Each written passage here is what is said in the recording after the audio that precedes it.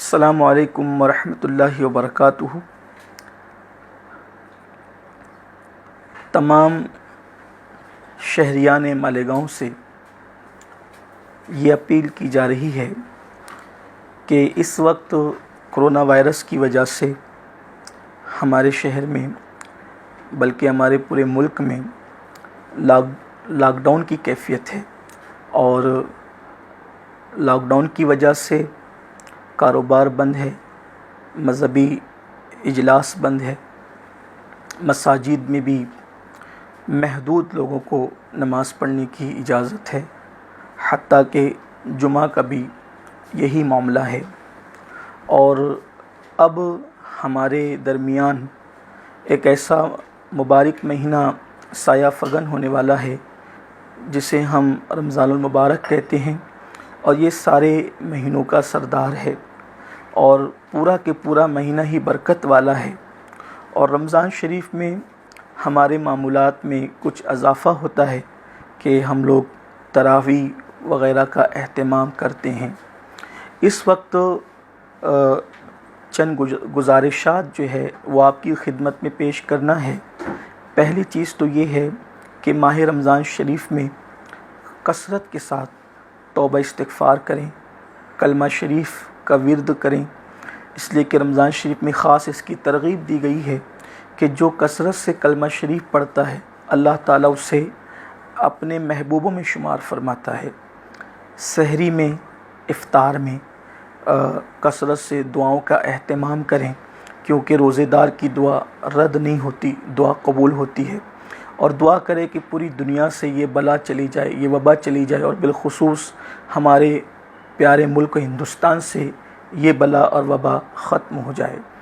اور جو بیمار ہیں اللہ تعالیٰ ان سب کو شفا عطا فرمائے، اور جلد سے جلد سارے کام کاج، سارے معمولات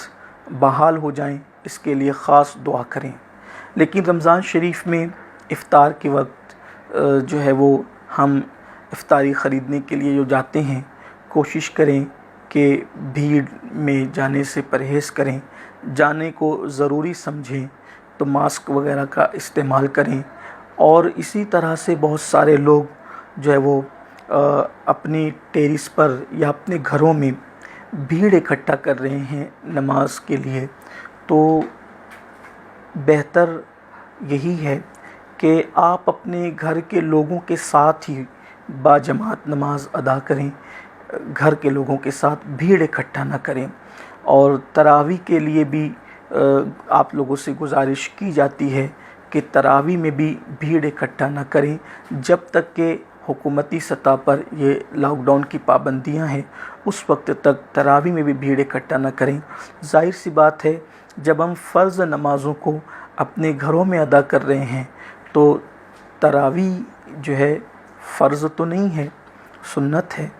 تو اس وجہ سے اپنے گھروں میں نماز کا اہتمام کریں۔ اور گھر میں بھی جس بچے کو یا جس سے بھی ہم امامت کے لیے اپنے گھر کے جس فرد کو بھی کھڑا کریں، اس میں آپ یہ دیکھ لیں کہ اس میں امامت کی شرائط پائی جاتی ہے یا نہیں۔ اگر اس میں امامت کی شرائط پائی نہیں جاتی، یعنی کہ اس کو نماز کے مسائل یاد نہیں ہے، طہارت وغیرہ کے مسائل یاد نہیں ہے، تو اس کو امام بنانے سے آپ پرہیز کریں، اپنی اپنی نماز ادا کریں۔ اس لیے کہ اگر آپ نے کسی ایسے شخص کو نماز پڑھانے کے لیے کھڑا کر دیا کہ نہ اس کی طہارت درست ہے، نہ وہ نماز کے مسائل جانتا ہے، صرف وہ قرآن پڑھنا جانتا ہے، تو ایسی صورت میں آپ کی نماز جو ہے وہ ادا نہیں ہوگی، اور آپ کے ذمے پر نماز باقی رہ جائے گی۔ اس لیے گزارش ہے تلاوت قرآن کی کثرت ہو اور استغفار کی کثرت ہو، بھیڑ سے پرہیز کریں، اور مسجد کے ذمہ داروں کو آپ مجبور نہ کریں کہ وہ مسجد میں آپ کو لے لیں، اس لیے کہ اگر ایک کو لے لیا جائے تو دوسرے کو لے جائے تو تیسرا، اس سے بہت سارے مسائل پیدا ہو سکتے ہیں۔ اس لیے ان چیزوں کا خیال فرمائیں۔ امید ہے کہ آپ تمامی حضرات ان چیزوں کا خیال کریں گے۔ اور ساتھ ہی ساتھ ایک گزارش یہ بھی ہے کہ رمضان شریف کا مہینہ غم گساری کا مہینہ، غم خواری کا مہینہ ہوتا ہے، تو آپ اپنے گرد و پیش کا جائزہ لیں، اپنے رشتہ داروں کا، احباب کا جائزہ لیں کہ کہیں وہ بھوکے تو نہیں ہیں، کہیں وہ پریشان حال تو نہیں ہیں، آپ ان کی بھوک کا، ان کے لیے کھانے کا، ان کے لیے لباس کا اگر اہتمام کر سکتے ہیں تو اہتمام کریں، کیونکہ اللہ کے رسول صلی اللہ علیہ وآلہ وسلم نے ارشاد فرمایا کہ جب تک تم اپنے بھائی کی مدد کرتے رہو گے اللہ تمہاری مدد کرتا رہے گا، اور یہاں تک فرمایا جب بھی تم کسی دن اپنے کسی بھائی کی مدد کرتے ہو، ایک حاجت پوری کرتے ہو، اس دن اللہ تبارک و تعالیٰ تمہاری 100 حاجتوں کو پورا فرماتا ہے۔ تو آپ سے گزارش ہے کہ کاروبار بند ہے، غریبوں کا برا حال ہے، لوگ پریشان ہیں، اس لیے آپ حضرات ان کا خیال کریں، اور افطار میں اگر آپ پھلوں کو خرید کر کھلاتے ہیں، اگر آس پاس دے سکتے ہیں تو ان تک بھی پہنچائیں، ورنہ پھلوں کو آپ چھپا کر کے لائیں تاکہ آپ کے ہاتھوں میں پھلوں کی تھیلیاں دیکھ کر کسی غریب کا دل نہ دکھے۔ ہمارے بزرگوں نے یہاں تک فرمایا کہ غریب بستی میں پھل لانے والوں اپنے پھلوں کے چھلکوں کو باہر نہ پھینکا کرو، اس لیے کہ اگر تم نے نہ دیا اور آپ نے اس کی مدد بھی نہیں کی، آپ نے پھل وہاں تک نہیں پہنچائے، اور آپ کے آنگن میں پھل کے چھلکے اگر کوئی غریب کا بچہ دیکھ لے گا اور وہ اپنے ماں باپ سے مطالبہ کرے گا، اور اس وقت ان کے دل پر کوئی ایسا صدمہ پہنچا تو ہو سکتا ہے قیامت کے دن آپ سے اس سلسلے میں پوچھ ہو سکتی ہے۔ اگر آپ 4 پھل لائیں تو 2 پھل پڑوس میں آس پاس ضرور تقسیم کریں تاکہ تھوڑا تھوڑا سب کھا سکیں، اور آپ کھانا بنائیں تو اس میں تھوڑا سا پانی زیادہ ملا دیں، تھوڑا سا کھانا زیادہ بنا لیں تاکہ آپ جو ہے وہ اپنے پڑوس میں بھجوا سکیں، اپنے رشتہ داروں کی مدد کر سکیں۔ بلکہ میری گزارش تو یہ ہے، اگر ہم یہ کرتے ہیں لاک ڈاؤن کے ان حالات میں، شہریان مالیگاؤں سے میری خصوصی گزارش ہے، اگر ہم یہ کرتے ہیں کہ روزانہ اگر اللہ نے ہمیں نوازا ہے، روزانہ اگر ہم 2 لوگوں کی افطاری بڑھا کر لائیں، 2 لوگوں کا کھانا ہم بڑھا کر پکائیں، اور 2 لوگوں کو ہم اپنے ذمے پر لے لیں، تو میں سمجھتا ہوں کہ ہم بہت سارے لوگوں کی مدد کر سکتے ہیں۔ اور اسی طرح زکوٰۃ بھرپور نکالیں، بلکہ زکوٰۃ کے ساتھ ساتھ آپ یہ بھی کوشش کریں کچھ پیسے زائد نکالیں اور آپ مدد کریں۔ اگر ایک محلے کے اندر مثال کے طور پر 500 مکانات ہیں اور ان میں 200 لوگ خوشحال ہیں، تو وہ 200 لوگ اگر ان 300 لوگوں کو اپنی زکوٰۃ یا اپنے زائد پیسے سے اگر ان کی مدد کر دیتے ہیں تو محلے والے ہی محلے والوں کا بوجھ اٹھا سکتے ہیں، اور اس سے انشاءاللہ تبارک و تعالی ہمارے محلے کے لوگوں کو کسی کے پاس جا کر مانگنے کی ضرورت پیش نہیں آئے گی۔ اسی طرح سے جو لوگ کارخانے دار ہیں یا سائزنگ کے مالک ہیں، ان سے میری گزارش ہے کہ اس موقع پر آپ کے یہاں جو لوگ کام کرتے ہیں، جو مزدور ہیں، آپ ان کا خیال کریں، ان کی مدد کریں، ہو سکے تو ان تک آپ پیسہ پہنچائیں، کیونکہ بہت سارے لوگ ایسے بھی ہیں کہ جو لوگ مانگنا پسند نہیں کرتے، غیرت میں مرتے ہیں۔ ایک گزارش یہ بھی ہے کہ عام طور پہ ریلیف تقسیم کرنے والے جب ریلیف تقسیم کرتے ہیں تو کچی بستیوں کی طرف، سلم ایریوں کی طرف سب کی توجہ رہتی ہے۔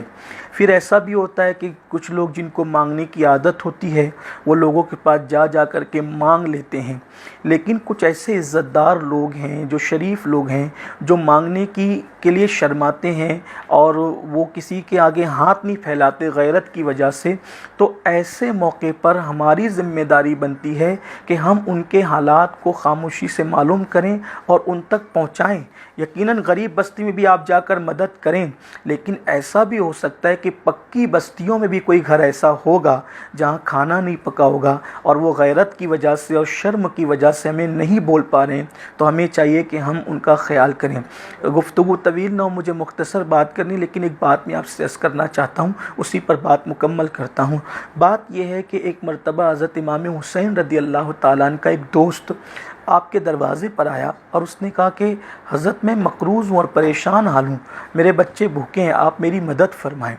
تو امام علی مقام نے اس وقت 10,000 درہم اپنے اس دوست کو دے دیے، اور دینے کے بعد جب وہ لے کر چلا گیا تو آپ زارو قطار رونے لگے، بہت روئے امام علی مقام۔ جب امام حسین رضی اللہ عنہ کی آنکھوں میں آنسو اور آپ کو روتے ہوئے دیکھا تو گھر والوں نے پوچھا، امام